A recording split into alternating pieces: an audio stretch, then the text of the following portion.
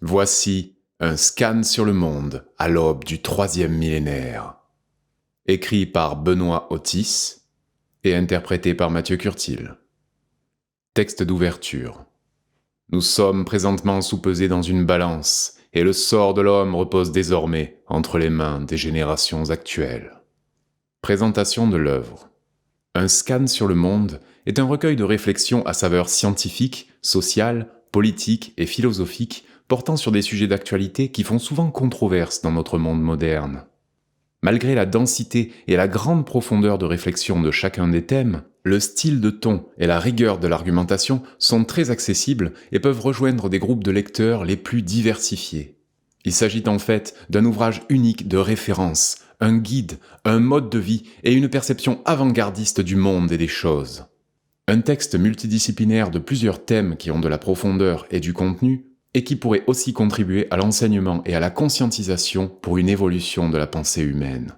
De plus, l'ouvrage ne prête le flanc à aucune critique, puisqu'il ne véhicule que des évidences. Au sujet de l'auteur.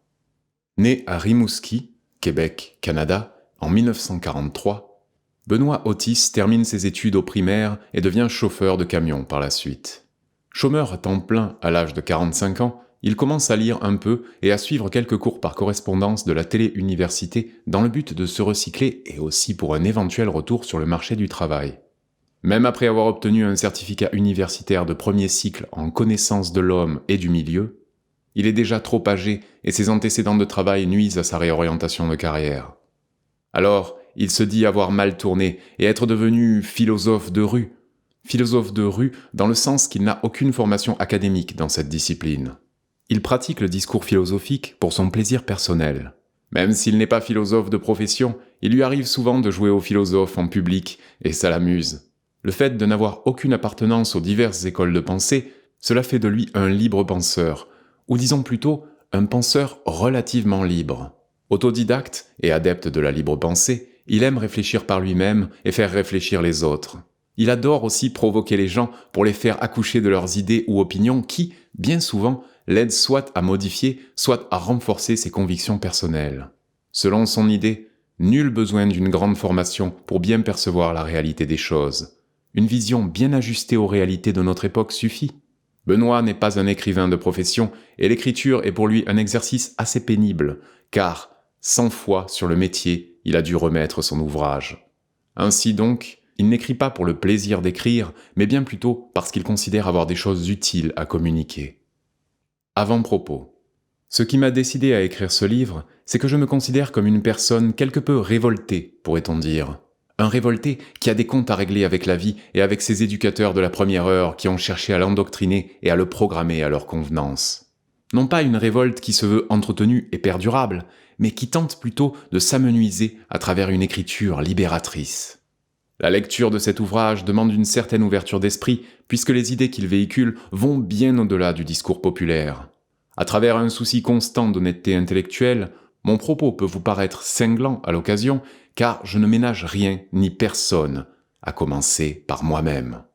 Nul doute que l'écriture est pour moi une excellente façon de mieux me connaître et aussi de m'exprimer en tant que véritable libre penseur. Mais qu'entend-on ici par libre penseur ? C'est celui dont le discours est libre de toute référence idéologique, religieuse ou ésotérique. C'est aussi celui qui a réussi à déchiffrer les voiles de l'obscurantisme et qui s'est affranchi de toute école de pensée aliénante, sclérosante et aveuglante. Alors, avec une vision plus claire, le libre penseur peut beaucoup mieux voir les réalités du monde et des choses. En fait, ce sont les hommes eux-mêmes qui se compliquent la vie en désirant que la vie soit autre chose que ce qu'elle est réellement de par leurs croyances irrationnelles et leur imagination trop fertile.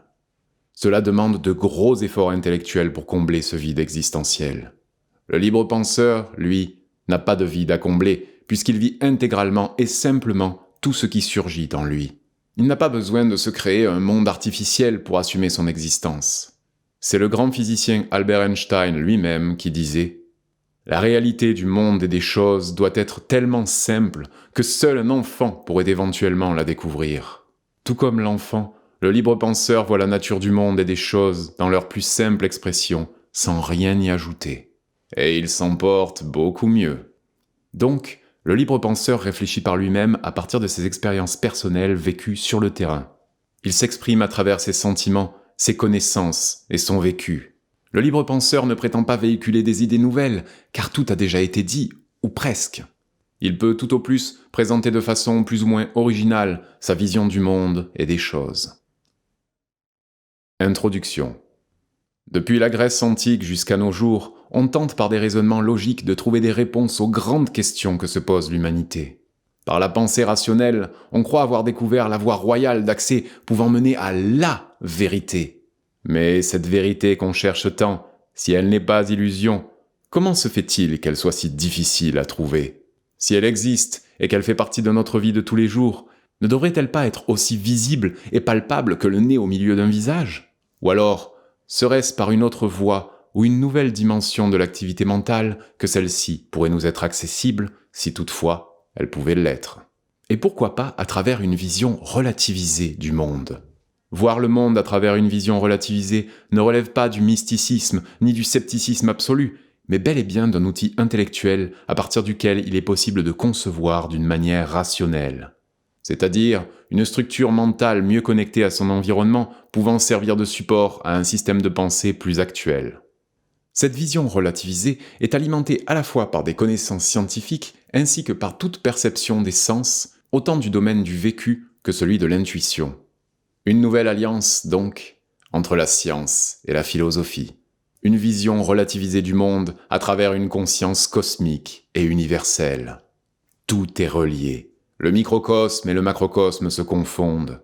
Notre attitude et nos concepts philosophiques présents détermineront ce que sera l'avenir. Il est à prévoir que le début du 3e millénaire sera une époque charnière pour le destin de l'humanité. Nous sommes présentement soupesés dans une balance, et le sort de l'homme repose désormais entre les mains des générations actuelles. La question se pose. Que sommes-nous réellement et que voulons-nous devenir ? On a remplacé les idéologies désuètes par une vision plus réaliste de notre monde moderne. On connaît beaucoup mieux la nature humaine et les instincts primitifs de l'homme pour sa survie sont redéfinis. On prend conscience maintenant de notre interdépendance et on réfléchit avant de poser des gestes. Les stratégies politiques à l'échelle internationale font l'objet du libre examen et on tente de développer une conscience planétaire qui tienne compte de la condition humaine partout dans le monde. Notre façon de concevoir l'univers n'est plus la même. Le principe d'absolu n'a plus de prise sur nos perceptions du monde actuel. Les concepts philosophiques traditionnels se transforment en nouveaux systèmes de pensée. Les idéologies et les grandes théories sont en pleine mutation. Elles se métamorphosent au gré de nouvelles connaissances scientifiques et d'un savoir philosophique moins abstrait. Il faut par conséquent s'adapter à une nouvelle vision des choses, une vision relativisée. Et c'est justement à travers cette vision relativisée qu'ont été développés les 48 thèmes qui composent l'ensemble de cet ouvrage.